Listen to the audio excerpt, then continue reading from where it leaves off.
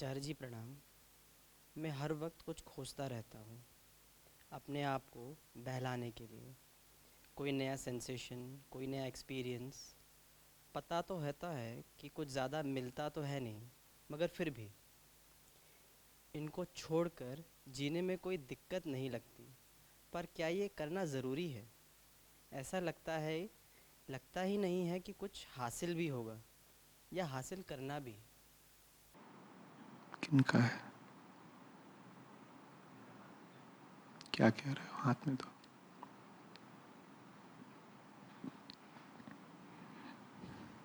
बोलो।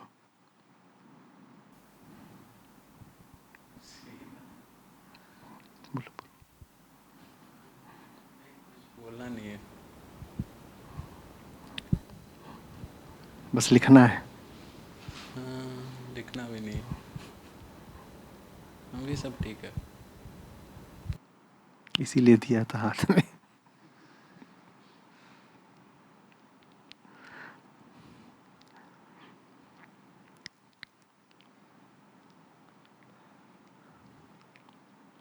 सवाल में तीक्ष्णता होनी चाहिए, आतुरता, तड़प।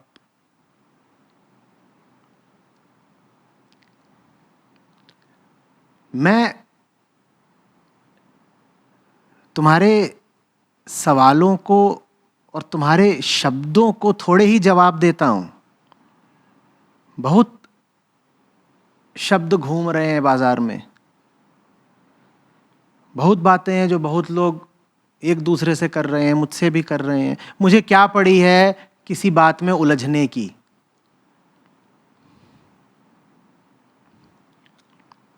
मैं जवाब देता हूं तुम्हारी तड़प को। तड़प हो तो जवाब दें। और पिछले दोनों ही सवालों में तड़प नहीं थी। तड़प ना हो तो आपका कितना भी ऊंचे से ऊंचा सैद्धांतिक सवाल होगा, आप पाओगे मेरी ओर से उसका कुछ उत्तर ही नहीं आ रहा। उत्तर बहुत गहरी और बड़ी मेहनत की चीज होती है। उत्तर देने का मतलब समझते हो क्या होता है? तुम्हारी तकलीफ को अपनी तकलीफ बना लेना, और तुम्हारी तकलीफ जब मेरी तकलीफ बनती है तब मैं जवाब देता हूं, समाधान देता हूं।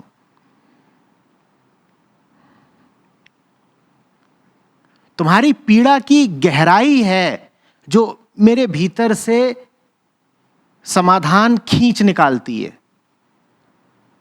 नहीं तो मुझे क्या पड़ी है, मैं पूछ रहा हूं, किसी के निजी मसलों में उलझने की, किसी के यूं ही कौतूहल जनित सवालों का जवाब देने की मुझे क्या पड़ी है?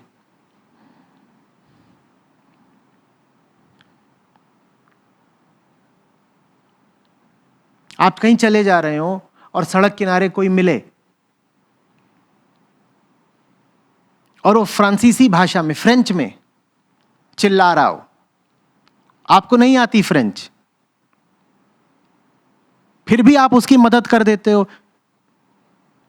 आप उसकी मदद क्यों करते हो? क्योंकि उसके शब्द आपको बड़े चमत्कारी लगे, इसलिए? कहो। उसकी बेचैनी थी, उसकी पीड़ा थी, उसकी तड़प थी।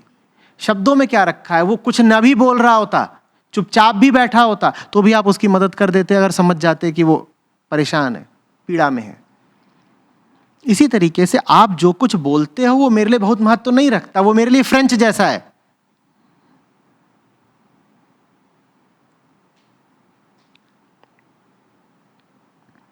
अपने शब्दों के अर्थ बहुत बार तो आपको ही नहीं पता होते, मुझे क्या पता चलेंगे? और मैं बहुत गौर भी नहीं करता कि आपने जो शब्द बोले हैं उन शब्दों का अर्थ क्या है भाषाई दृष्टि से। होगा कुछ आप में तड़प है अगर, तो उस तड़प को मेरी ओर से एक जवाब मिलता है। तड़प ही अगर नहीं है तो फिर बड़ा नकली हो जाता है मामला। फिर तो नाटक हो गया ना, तुमने अपने संवाद पढ़ दिए और मैंने अपने, उसमें क्या रखा है?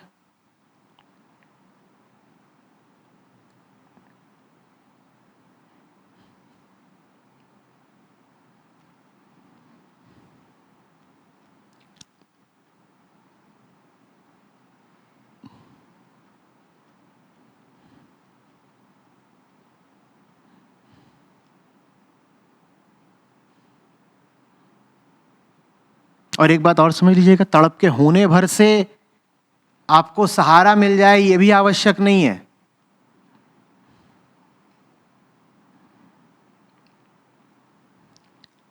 यहां बड़ी उम्र के बहुत लोग बैठे हैं, माँ हैं, बाप हैं, उन्हें भी पता है छोटे बच्चे को भी उठाती माँ तभी है जब पहले वो नीचे से आकर के साड़ी खींच रहा है और ऐसे हाथ पौंगा रहा है कि मुझे उठाओ मुझे उठाओ। माँ भी उससे जमीन से ऊपर की ओर तभी उठाती है जब पहले बच्चा अपनी ओर से इच्छा प्रदर्शित करता है।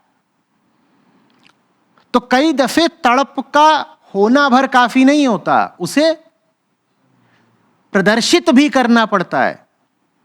नहीं तो आप ये भी कर सकते हैं कि 3 दिन का शिविर है, आप अपना दुख दर्द लिए वहां कहीं पीछे कोने में बैठे रहें और कहें कि गुरु अगर असली है तो खुद ही समझ जाएगा। तो फिर ये भी क्यों कह रहे हो कि गुरु अगर असली है तो खुद ही समझ जाएगा? फिर तो दुनिया के जिस कोने में थे वहीं बैठे रहो और कहो गुरु अगर असली है तो हमसे 4000 मील दूर होने पर भी हमारी मदद कर देगा। जो भी बात है वो यहां प्रदर्शित भी करनी पड़ेगी।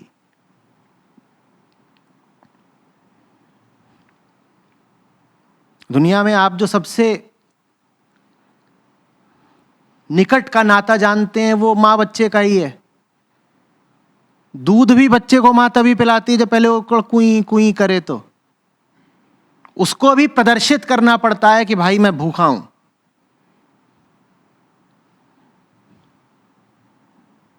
अब जब बात आए जाहिर करने की, प्रकट करने की, उस समय आप कह दो नहीं कुछ नहीं है, तो ठीक है, कुछ नहीं है तो फिर कुछ नहीं है।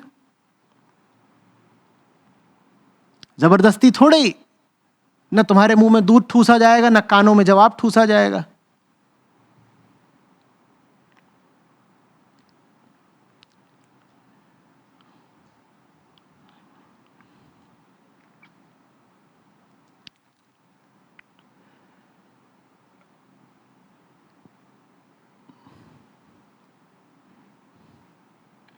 और यह भी नहीं करना होता है कि भूख लगी नहीं है लेकिन हथकंडा पता चल गया है कि प्रकट करते रहो कुई कुई, बिना बात के ही दिखाते रहो कि हमें तो तकलीफ है, हमें तो समाधान चाहिए।